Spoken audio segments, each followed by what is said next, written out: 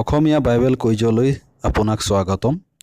আজিৰ এই Bible quiz ভিডিঅ'টিত মই লৈ আহিছোঁ বাইবেলত চৰাইৰ বিষয়ে কিছুমান বাইবেলৰ প্ৰশ্ন উত্তৰ।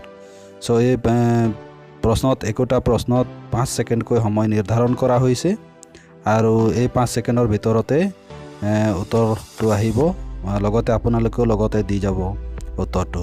আৰু চেনেলটো প্লিজ সাবস্ক্ৰাইব কৰিব, লাইক কৰিব আৰু কমেন্টছ কৰিব। সো আহক ভিডিঅ'টি আৰম্ভ কৰোঁ।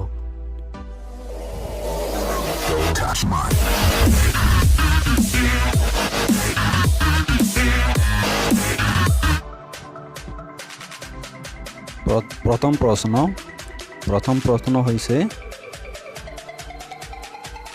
যে বাইবেলত কোনটো চৰাইৰ লগত পবিত্ৰ আত্মাৰ তুলনা কৰা হয়?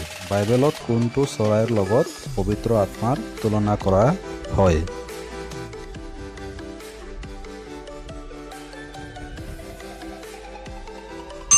সময় শেষ হৈছে। উত্তৰটো হৈছে কপৌ চৰাই, লোক 3 অধ্যায় 22 পদ। উত্তৰটো হৈছে কপৌ চৰাই, লোক 3 অধ্যায় 22 পদ।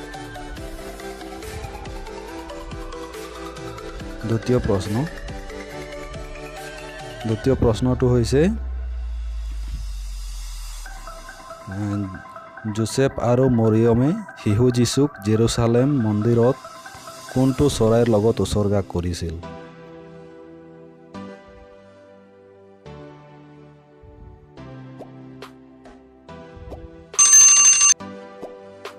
সময় শেষ হৈছে। উত্তৰটো হৈছে এযোৰ কপৌ বা পাৰ চৰাই, লোক 2 অধ্যায় 24 পদ। এযোৰ কপৌ বা পাৰ চৰাই, লোক 2 অধ্যায় 24 পদ। তৃতীয়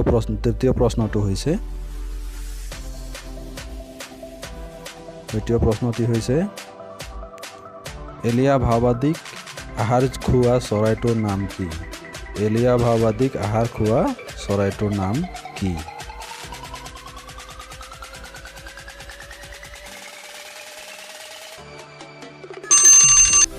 সময় শেষ হৈছে। উত্তৰটো হৈছে কাউৰী চৰাই, প্ৰথম ৰাজাৱলী 17 অধ্যায় 2 পৰা 7 পদ।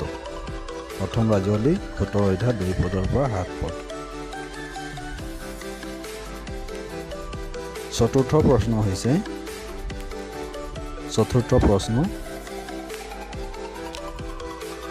প্ৰশ্নটো হৈছে কোনটো চৰাইয়ে নোহৰ জাহাজলৈ জলফাই পাত লৈ আহিছিল?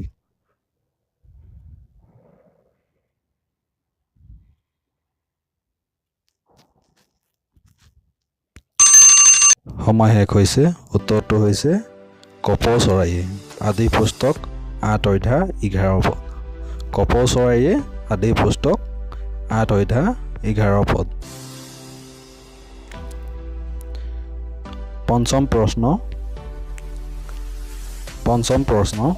প্ৰশ্নটো হৈছে ইজৰাইলীয়া বিলাকে মৰুভূমিত কোনটো চৰাইৰ মাংস খাইছিল? ইজৰাইলীয়া বিলাকে মৰুভূমিত কোনটো চৰাইৰ মাংস খাইছিল?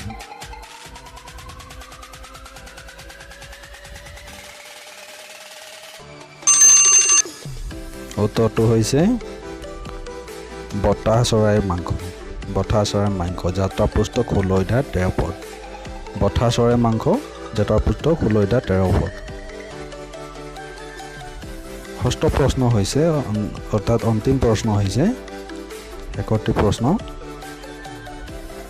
কোনটো চৰাইয়ে ডেউকাৰ তলত তাৰ পোৱালিক বহন কৰে? কোনটো চৰাইয়ে ডেউকাৰ তলত তাৰ পোৱালিক বহন কৰে? সময় আৰম্ভ হৈছে।